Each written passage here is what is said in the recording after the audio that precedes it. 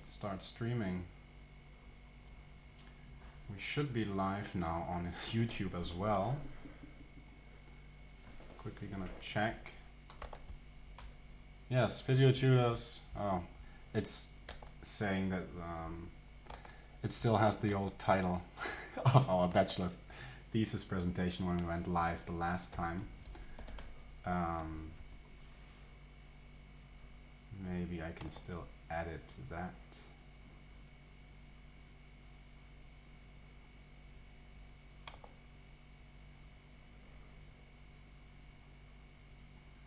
Okay, can you tell us if you can hear us okay?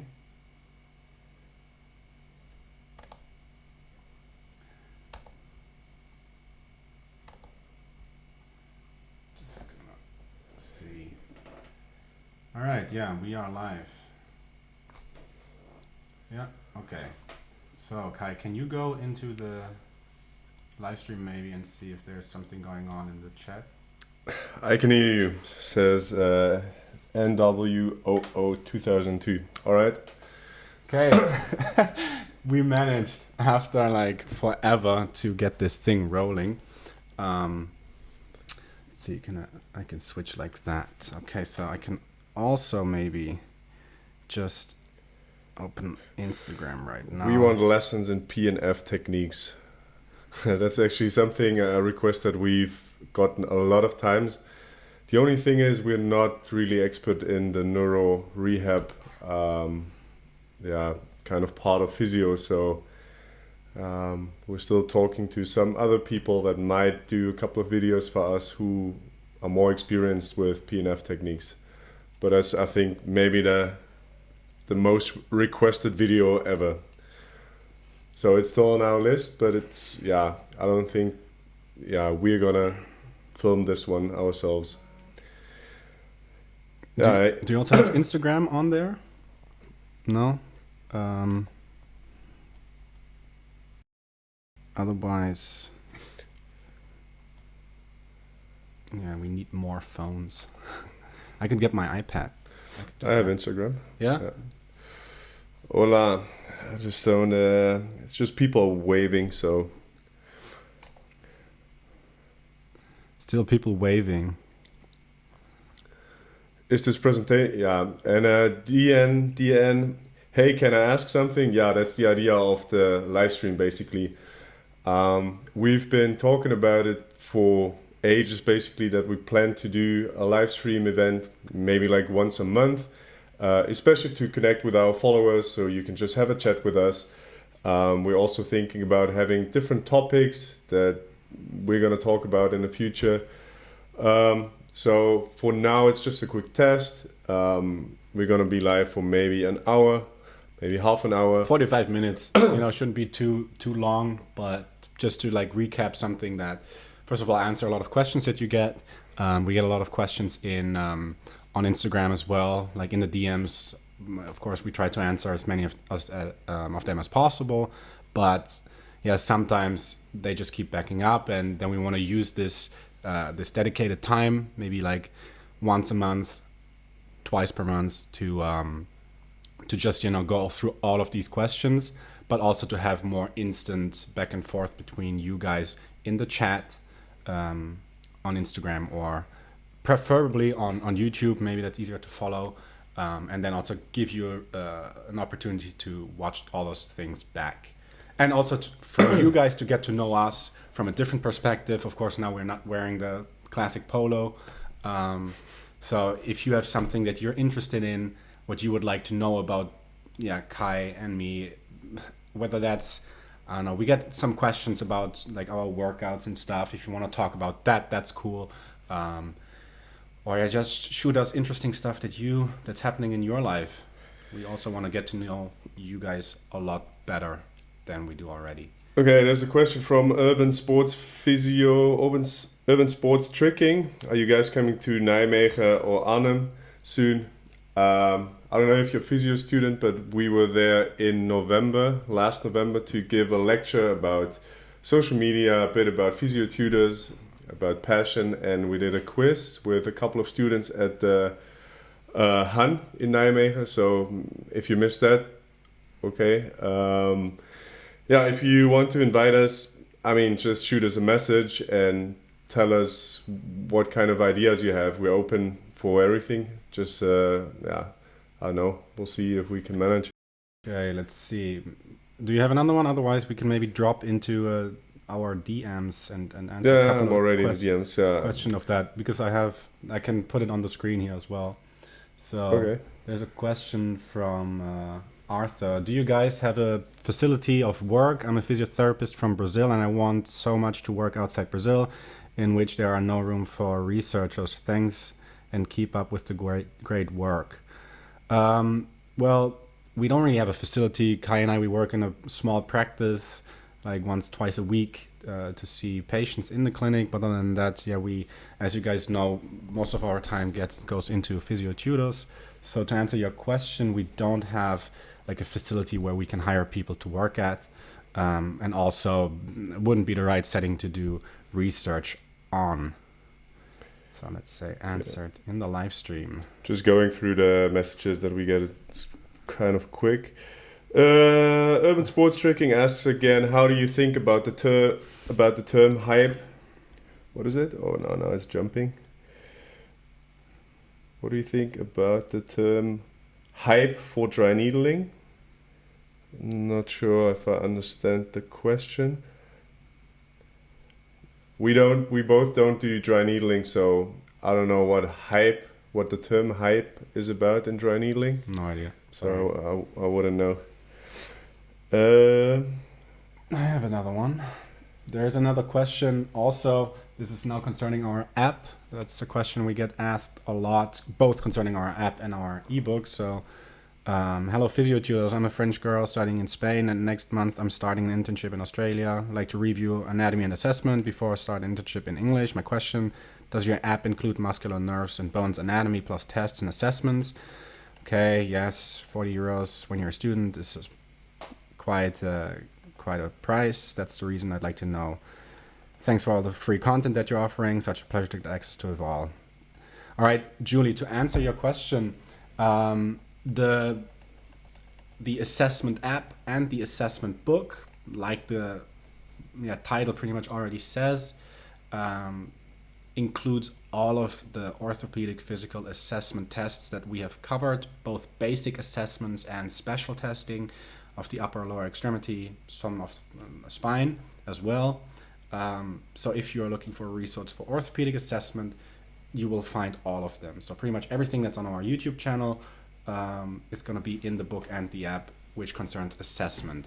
So you're not going to find the exercises that we have started to shoot. You're not going to find some of the more theoretical videos. Some of them make their way into the book and the app, but not all of them. So it's primarily dealing with assessment tests, their validity, and so no fundamentals of anatomy. You are better off getting an anatomy atlas there. Yeah, reason being is that we decided to make a book about physiotherapeutic assessment, and we also wanted it to blow up, which you see with a lot of other books those books have like more than 1,000 pages. I mean, we can fill 1,000 pages with tests only. Yeah. And had we added a lot of stuff about anatomy as well, then the book would just blow up. And I think then it's going the other way, that what it offers now, that you have a great overview and that it's easy to use, that will be lost. So that was a decision on our own. On YouTube, what is your Instagram account? I can find it. Physiotutors. If you look for Physiotutors, you should be able to find it. Message retracted. Okay. Hi, can you talk a little bit about LCA rehab without surgery? LCA? Yeah, I think... do you mean ACL? Or LCL? Do you mean ACL? I think you mean ACL. I mean, it's a huge topic. What can we say about it? I think research shows that it might even be better to have conservative treatment for ACL rehab. I mean, if I tore my ACL today, I think I would try it with conservative treatment first. The only thing is, and that's the downside, if you go for conservative treatment and you still have a feeling of instability half a year later, or you want to go back to high sports level, then I mean, yeah, you're going to be out for quite a while, because first you're rehabbing for half a year, 9 months with a conservative approach, then you might decide to still get a surgery afterwards, and then you're out for another 9 months. So I don't know, are you looking for, or what do you want to know about it? It's such a broad topic that it's hard to say anything about it. So best exercises for chondromalacia. Yeah, I don't think there's one special exercise for any condition whatsoever. No. I mean, always depends on a patient, always depends on the level of irritability. Yeah. And also, I gotta say, I don't see a lot of people with chondromalacia. So, and what is it? It's damage to the cartilage. So, see, what Kai said, how's the reactivity at this point? Decrease the load, everything that, causes discomfort, causes pain, and then find ways to gradually build up that load again. Alter exercises, see where in daily living the load is the highest and how you can adapt those factors, and then gradually build up to a level that's appropriate for the patient. So. Okay, yeah. Mario said, yeah, he meant ACL, but do you have any specific question about ACL rehab? Because, I mean, talking about it, yeah, but I want an ACL rehab protocol. Isn't there a protocol from the KNGF? For what? For ACL rehab? Yeah, there is. There's an evidence statement and a guideline. You can, I think, even in English. Yeah, I think in general what we can say is that because you guys are asking a lot about treatment for specific conditions, we feel like those videos are way harder to do because there's no single answer to it. It's not like a test that we do now and it's described in the literature and this is how you do it. So this is why it's way harder to make evidence-based videos on exercises, but we started with a couple of conditions and stuff like ACL rehab exercises. Depending on the phase that your patient is in, I think this is stuff that you can expect from us in the near future, because it's kind of logical. We present different conditions, we tell you how to assess it, and I mean, it would just be a logical step to also create rehab programs for it. So I think you just gotta stay tuned a little bit because it's a lot of work, and but we have a place where we can film now as well, so it's gonna come gradually. I think in 2 weeks we're filming, right? Man, it goes so fast. Maybe I can talk about a little bit in the meantime, where you queue up some questions, because this is also giving a bit of a shout out to people here on Instagram. So Nick Hanna posted about it. So if you know Zach from Simple Strength Physio, the whiteboard live, and I think that's something you guys should really check out. I mean, we have a whiteboard right here that we do stuff on, and we felt like including it for the videos is great to illustrate certain concepts. And this is the exact same thing, how you can use something like a whiteboard or maybe a piece of paper in your clinic to make this game plan. I really like that, and I think that's really worth giving a shout out to here. So if we also make the loop back to the chondromalacia, right? I said, okay, identify what factors, what's the load that the patient is exposed to, how can you adapt that load, and how can you gradually build it up. So making that game plan, and go check it out. Maybe you can see it right here. I don't know if that's really good visible in the live stream. Well, there we go. But you see how they identified all the aggravators, So walking a day, what are most the aggravators? What's easing? You know, how can you adapt your load to all of that?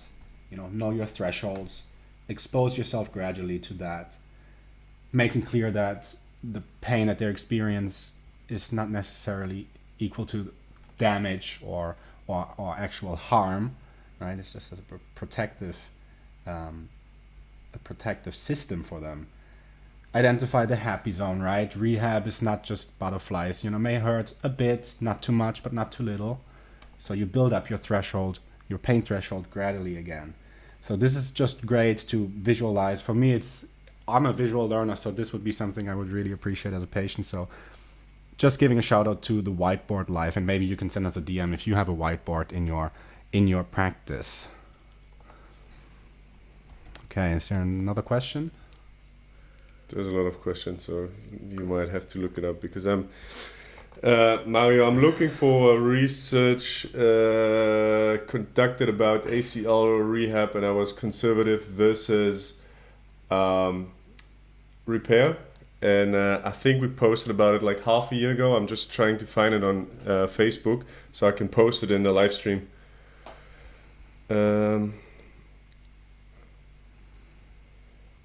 Well, let's see. Okay, maybe something again. Talking about Instagram right here, because that's what I do for us. For all the French physios, are there any French physios watching right now? Maybe write a comment or wave on Instagram, because we posted a French post today.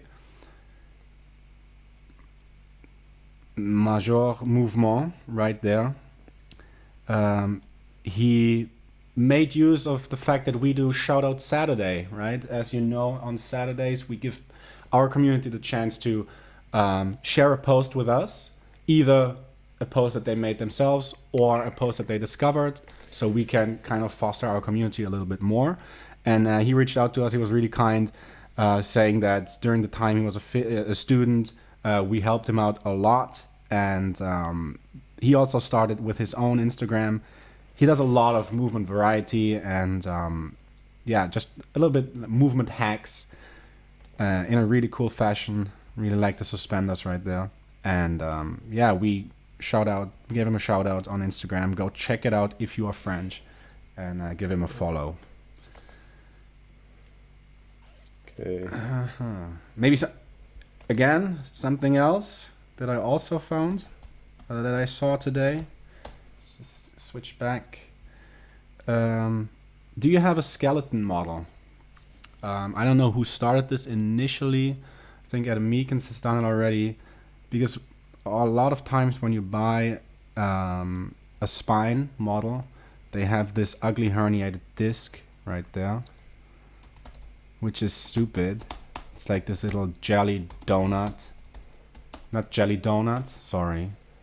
Jelly bean attached to your IV disc. And she cut it off. And again, Meekin's famous graph of the percentage of abnormal findings in asymptomatic people. So if you have one in your clinic, we have one here. But if you have one, maybe cut it off. A little bit less nocebo in daily practice. Okay, Karen Pros is just saying manipulation techniques. I think that's a request, most probably, for videos. We're both doing part-time masters in manual therapy, so we're definitely gonna be making videos about assessment techniques, but also manipulation techniques. Of course, we're also gonna talk about the evidence behind it, because that's a constant discussion. But it's definitely something you can expect from us pretty soon. We've already filmed the first couple of assessment techniques for the lumbar spine, so I think they're going to come out in the next couple of weeks. Yeah, I haven't started editing yet, but... Clarice, post-stroke spasticity management. Yeah, we have no idea about this, sorry. Like the neurological side of physio, it's so not our expertise. I've never worked in a neurological rehab facility. So yeah, And I mean, it's hard. It's upper motor neuron lesion. It's hard to get that spasticity. I have no idea. But we might have something for the future on more neuro-related content. Then Spartan 9035 asks, what kind of exercises are appropriate for thoracic outlet syndrome? Like what kind of goals should be worked towards other than reducing disability? If you're really sure that it's the thoracic outlet, that means you have excluded that it's a cervical radiculopathy or an entrapment of maybe the median nerve or another peripheral nerve, then there's 3 different sites where the thoracic outlet can become entrapped. Your goal should be to figure out which side it is. So is it the posterior scalene port? Is it between the first rib and the pec minor tendon? Yeah. Or the subclavicular? Yeah. There's the third one that you're talking about, subcoracoid tunnel, and second one is between the first rib and the clavicle, I think. Yeah. And with the tests that we represent, they're not super valid, so they're not super accurate, but you still can get an idea where it's getting entrapped. And then based on that, your treatment should be conducted. I mean, if it's the scalenes, then you gotta figure out, do I have to detone the scalenes? Then stretching would be an idea. Trigger point therapy would be an idea. If it's the first rib, you got to check the mobility of the first rib. If it's under the pec minor tendon, you got to check or stretch the pec minor muscle. Nerve mobilizations for sure, just to increase the sensitivity of the nervous tissue. Yeah, those would be my first approaches that I would check. But first of all, you got to be really sure that it's the thoracic outlet and nothing else. Posture might be an option. Hope that answers your question more or less. I'm also just browsing to see if there are any questions. Okay. I want to complete higher study. What's your advice to me? I mean, I don't know, what kind of higher study do you want to do? Do you want to do a master's? That's from Sultan Rajani. I don't know, is there a master's program in your country? If not, I mean, you gotta look abroad. You should be able to speak the language ideally. I mean, in the Netherlands, it's pretty hard to do a non-Dutch master's. I'm not sure if there's any... Related to physio, it's hard, yeah. It's pretty hard to give general advice, I think. I mean, just go on the internet and look up different possibilities that are out there. Maybe some schools offer a scholarship. Maybe your country offers a scholarship. Those would be... There was this group of students, right? They did a... We can probably put that in the description here on YouTube. I think 2 years before we graduated, or a year before we graduated, a couple of students from our old school, they compiled this website of master's programs related to physiotherapy, and it's like a worldwide, I think, database of master's programs in physio. So we're probably going to put that in the description later on if we don't forget, and then you can check it out and see if you find something that piques your interest. All right, please do videos on neurological assessment and also PT treatment for various neuro conditions. Thank you. Kind of what we just said. I mean, it's just not our expertise and also not our interest, to be honest. We know that we are lacking that part of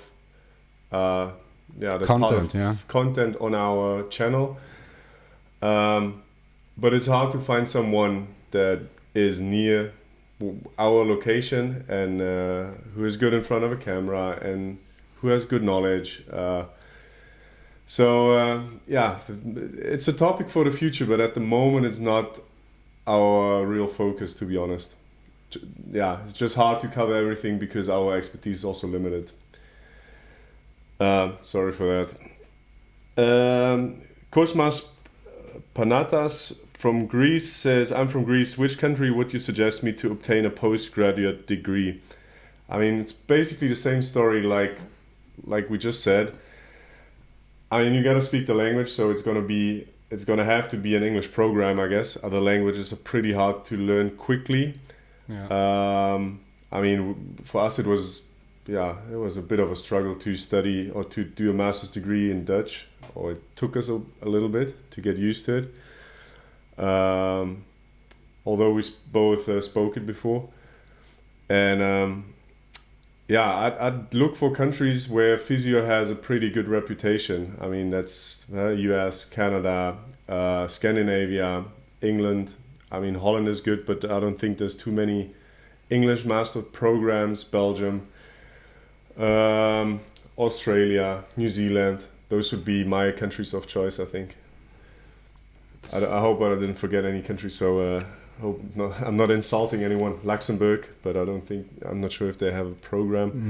No, I don't think. Do we have anything new on YouTube?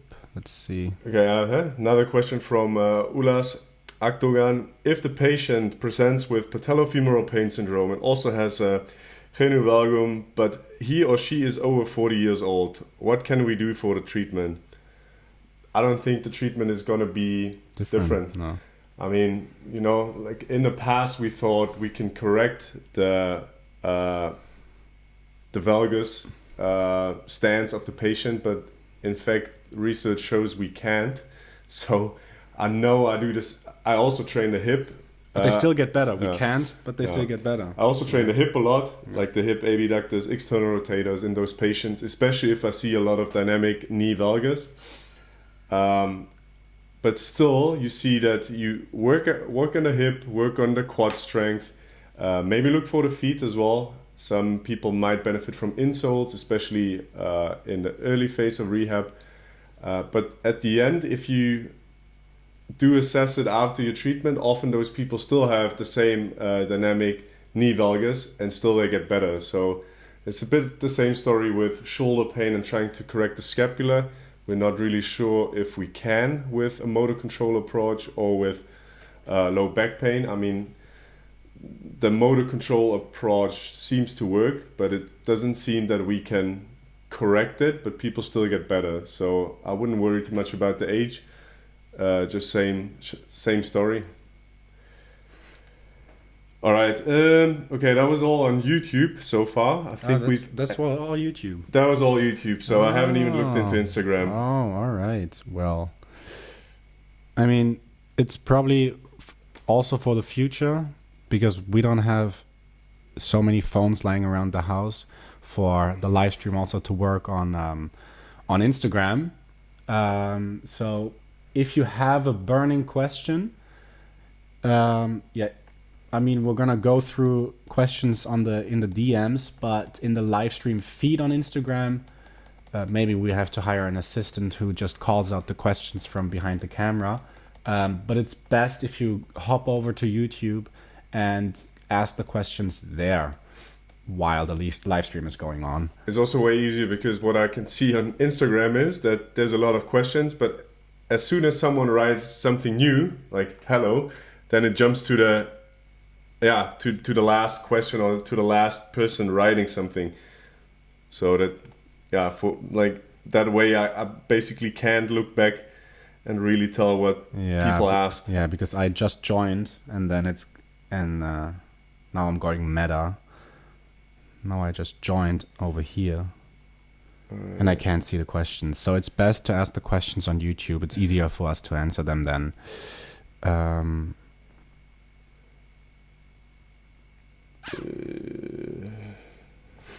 just gonna go behind that camera and see if there are the questions, if I can read them.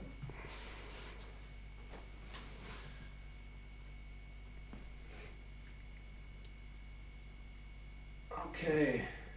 It's gonna go a bit up.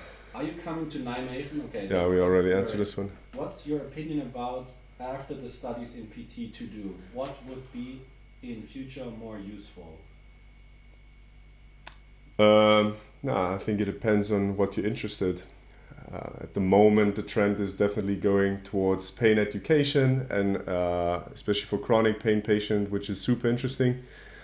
But I think the profession changes so quickly that it's pretty hard to say what is super useful. I mean, we're doing manual therapy, and a lot of people are against it at the moment. But I also think that the pendulum has swung a lot to the opposite side, so that's going to normalize again.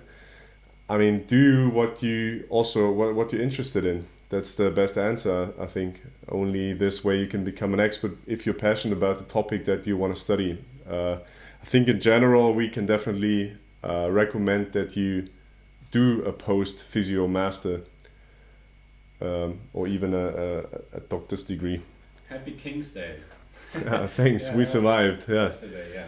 Hey guys, I enjoy watching your videos on Instagram. I'm a physical therapist in the States and I wish I could be called a physiotherapist. You can, why not? I mean, we know that the terminology is a bit different, but we're as much physical therapists as physiotherapists as you are a physiotherapist. Thanks. Keep up the great job, guys. Thank you very much. Yeah, maybe at this point, I'm just gonna jump in front of the camera again. Thanks everybody for taking time out of your day to send us a message if we have positively impacted your studies or your working life. It really means a lot to us when we read those messages and we reply to all of them, because it's truly honoring for us to receive those. Because we never started with the intention that this would get as big as it is and that it's still growing at such a promising rate. But the fact that we can have a positive impact on your career or your studies really means a lot to us, and that you open up about this and send us a message. It's just a great feeling for us, and we want to thank you for that. There was another question. Okay, Andreas just scrolling down on my phone now to check all the questions because I can't see them on Instagram here.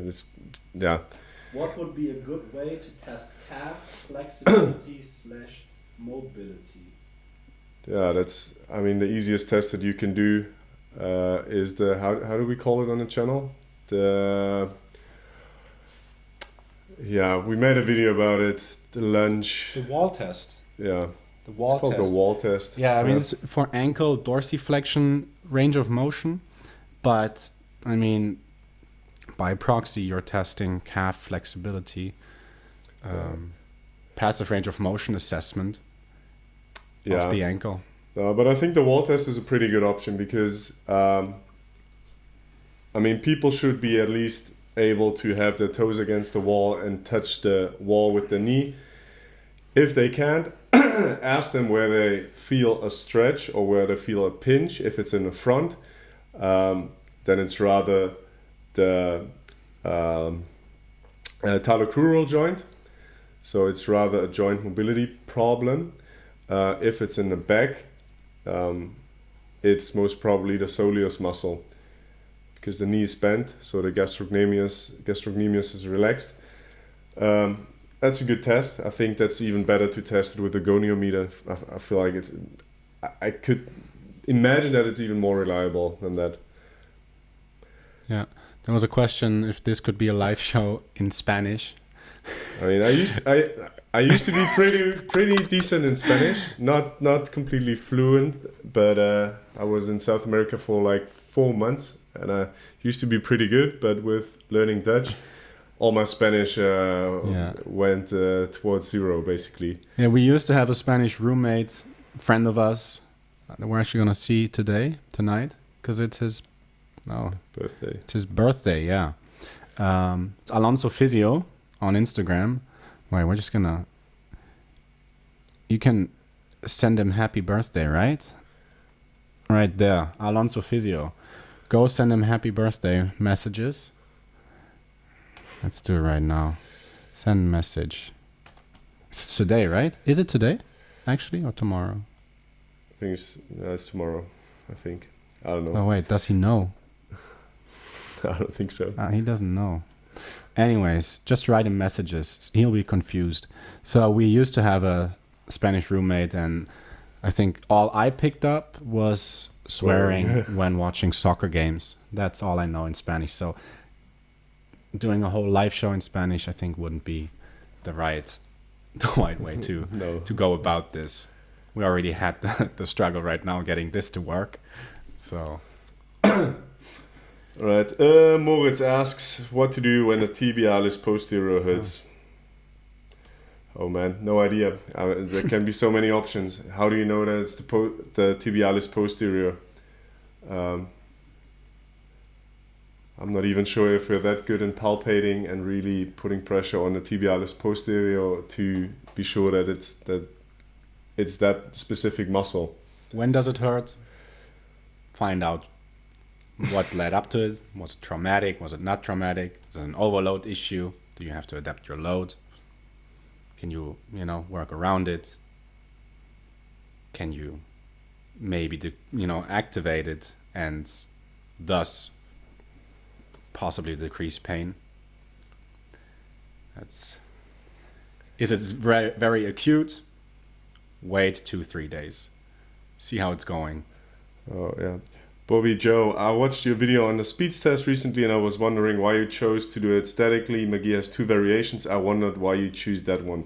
Yeah, we did a remake on this one because the first speeds test video that we did was basically the also static one, by the way, by McGee. So it's the in this position, and then you change. It's basically like the O'Brien's test, what he describes. But I looked up all the sources about the speeds test, and I couldn't find any explanation why they did it with the palms down. So, and also doesn't make much sense to me. And then I looked up as many studies as I could find to see how it's like, what versions are there originally. And the original version was from speeds with resistance palms up from 0 to 60 degrees resisted. And the second version is isometrically in the 90 degrees and with resistance against extension. This is, I think, how it is described in most of the papers that I could find and how it is commonly done. So that was the reason. Yeah.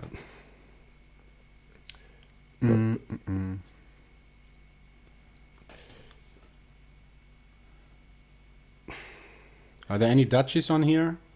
Or are they're probably all sleeping from King's Day?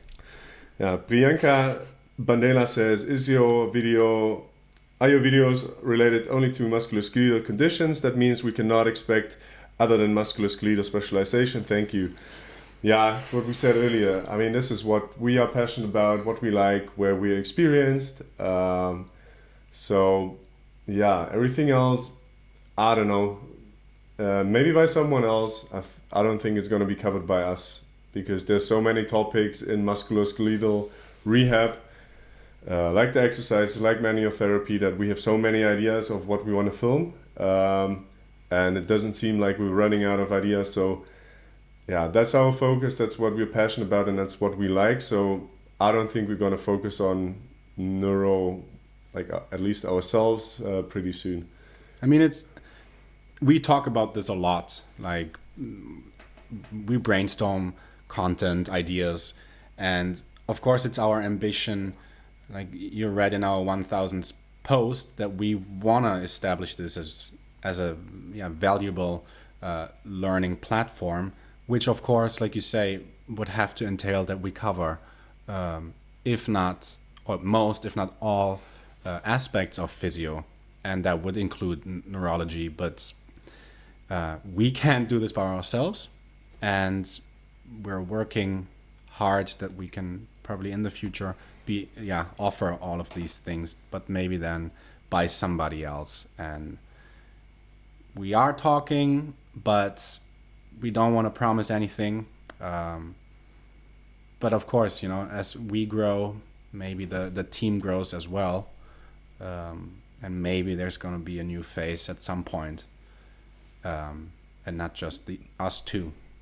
But we can't say anything right now. This is the startup life. This is, for now, we have to say no. Okay, Priyanka is asking again, 65-year-old male patient had undergone bypass heart surgery about 8 years back. PT had chronic osteoarthritis of the knees. Now, orthopedic surgeon, I guess, is suggesting for knee replacement. Is physio helpful without surgery? Yeah, it's like Arun already answered, it depends. In general, physio seems to be very effective for osteoarthritis. There seems to be a point at which, the psychosocial component is also huge in knee osteoarthritis, because we know there are patients who have terrible knees on an X-ray and they don't have any pain. So a question would also be, what other factors play a big role, not only the mechanical factors, but psychosocial factors? Why is this patient experiencing pain? Is this patient in a lot of distress? That would be one of the first thoughts that I have. And there seems to be a point when surgery is indicated, and surgery is pretty effective for knee in knee osteoarthritis of grade 4, which is like the last stadium. So, like Arun said, it depends. And also pain sensitization, central sensitization in osteoarthritis. Just going to jump on here. Info Physiotherapy posted about it. It was also the featured article in our newsletter the other day, I think 2 weeks ago. There was this fMRI, so functional MRI study to evaluate central sensitization and pain perception in patients with knee osteoarthritis. So you can go check this out. I'm just going to read it out real quick, also for the people on Instagram, because you can't see the screen right now. So there was an article where they did functional MRI scans to examine or evaluate pain sensitization in patients with knee osteoarthritis. And the results they showed, 33 patients, so 55%, showed regional pain spreading, simple sensitization. 19 patients, 32%, showed both regional spreading and temporal summation. 3 sensitized patients were more commonly women. 4 direct painful pressure stimulation of the joint. They did it at the articular interline, robustly activated all of the neural elements typically involved in pain perception, but did not differentiate sensitized and non-sensitized patients. Painful pressure stimulation on the anterior tibial surface, sensitized site evoked greater activation in sensitized patients in regions typically involved in pain, and also beyond these regions, extending to the auditory, visual, and ventral sensory motor cortices. What's the clinical relevance of all of this? The results of this study confirm the high prevalence of pain sensitization secondary to knee OA, and the sensitization phenomenon may be associated with neural changes extending beyond strict pain processing regions, with enhancement of activity in general sensory and non-nociceptive brain areas. It's a really cool study. You should really go check it out, because they also provide the actual brain scans, and you can see how there are the control subjects on the top right here, and you see like normal brain activity. Then there are the non-sensitized patients when pain was elicited at the knee, and then you have the sensitized patients who have a way darker red brain activity. Right here, control subjects, no activity, non-sensitized, and the sensitized patients again. So it's a cool study to read, really great, because there was something else about chronic pain and fMRI. From at the San Diego Pain Summit, right? Yeah, there was a research from the Abkarian group, and what they found was, this is basically what all the research says, that chronic pain is basically brain disease. So you can see a lot of changes in the brain by patients who have been experiencing chronic pain for a couple of while. which also explains why a lot of treatments, or basically all the treatments that we have, are, even exercise is pretty limited in chronic pain. There's so many questions on Instagram that I can't follow. I mean, there's one question: what's the topic? What is this video about? This is just us going online for the first time, like in a live stream. We are planning to do live online. We're online for quite some time. Yeah, going live for the first time. We want to do that once a month, so we can get in touch with you. You can ask a couple of questions. We're thinking about different topics that we want to cover in the future. So we might want to, we might talk about a certain topic for a little while, and then we can just interact. You can post questions. It's just one way of being closer to our audience. I mean, if we just pump out videos, and you guys follow us, it's great, but that's just way more personal. So that's why we want to do that. Maybe you want to check Instagram again? Oh yeah, go behind the camera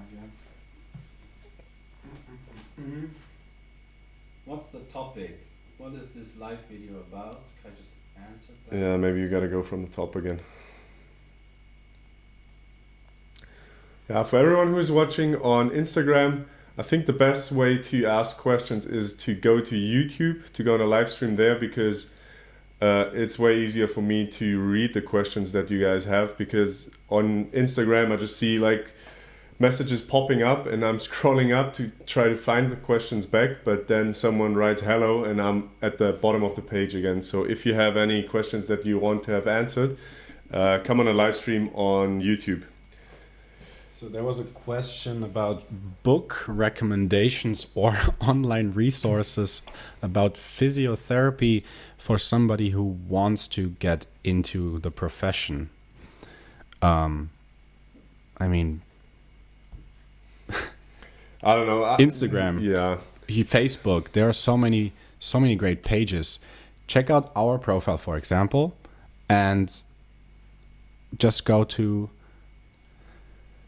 You can go to the people that we are following, right? And then check out those people already. I think that's a quite a collection. Then you do the same on the pages that you found, see who they are following, and then you can build something, get some insights about people working in the field. Yeah, I also think, if you really want to go into the profession, I feel like it's a hard way to learn physio by yourself. So I mean, the basics you're gonna have to get a degree, of course. Yeah. I mean, that's the thing. Get a degree, because all the basic subjects like anatomy, physiology, neurology, biomechanics, those are super important to understand what the whole human body is about. And although maybe not everything that we've learned at school is still valid today, I mean that's definitely your fundamental knowledge that you have to have, and then you can go further by reading books, by visiting workshops.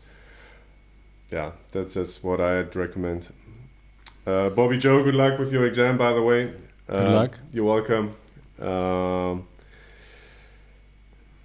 What else? Priyanka, you're welcome. Clarice says functional taping. Yeah, I don't know. I don't do too much taping. I sometimes do it as an addition after my treatments. I mean, evidence pretty low for all taping that I know. It might have a placebo effect. For me, it can only be an addition to a therapy that I've already given, and it's a lot of times I just try out stuff. If I feel like, okay, maybe this person might benefit from taping, then it's kind of an add-on, but it's never my sole therapy. Just checking if I have bookmarked anything.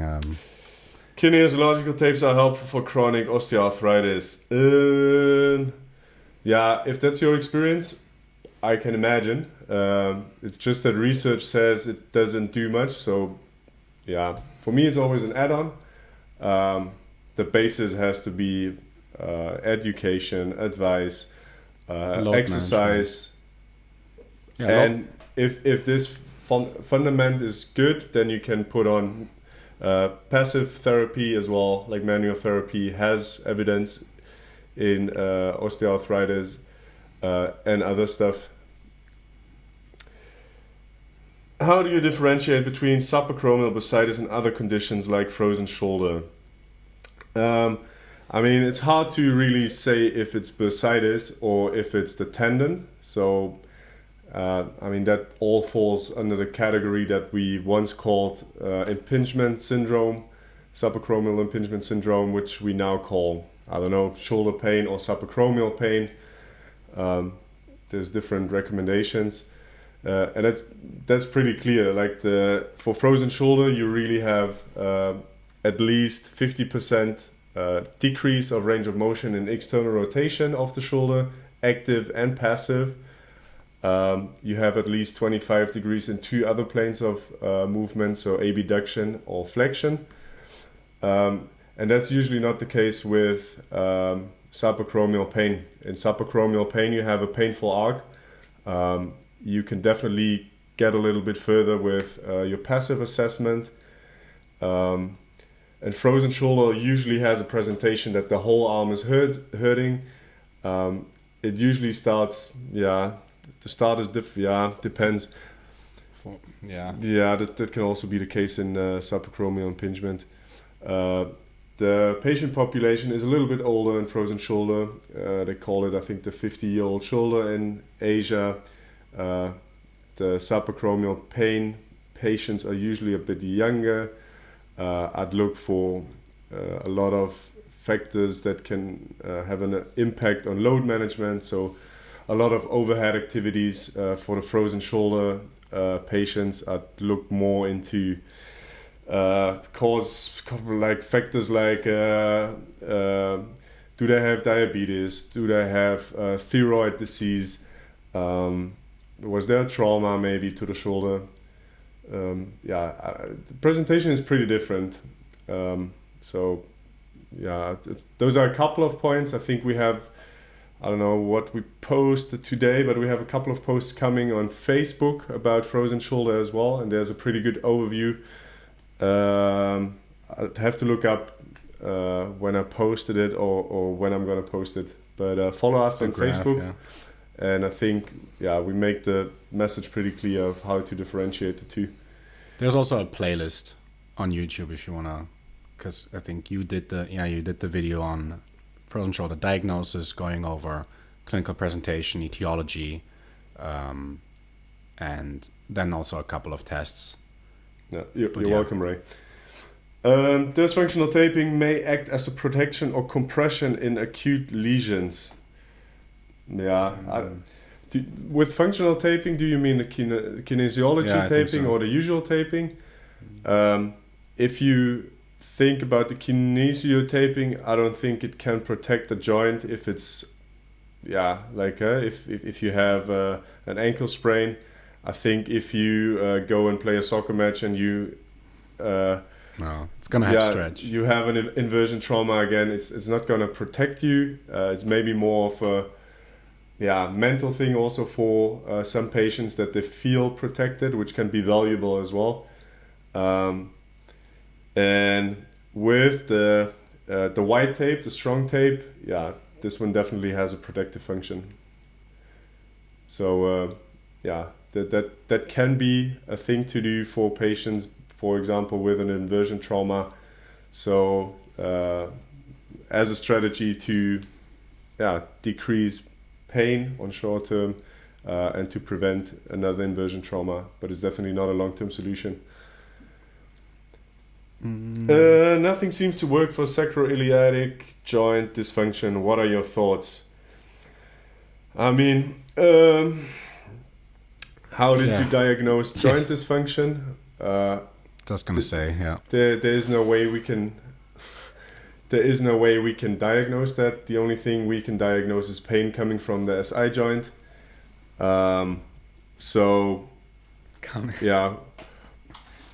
What works? It's either training or giving exercises for muscles that cross the SI joint. So the glute maximus, the lats, the erector spinae, the hamstrings, or manual therapy is another option as well. I don't know if you tried that out. Yeah.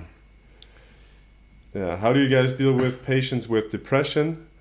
Yeah, I think that's. I mean, we can deal with a lot of psychosocial factors, but if a patient really has depression, then I'd say it's a patient to refer out to a psychologist. Yeah.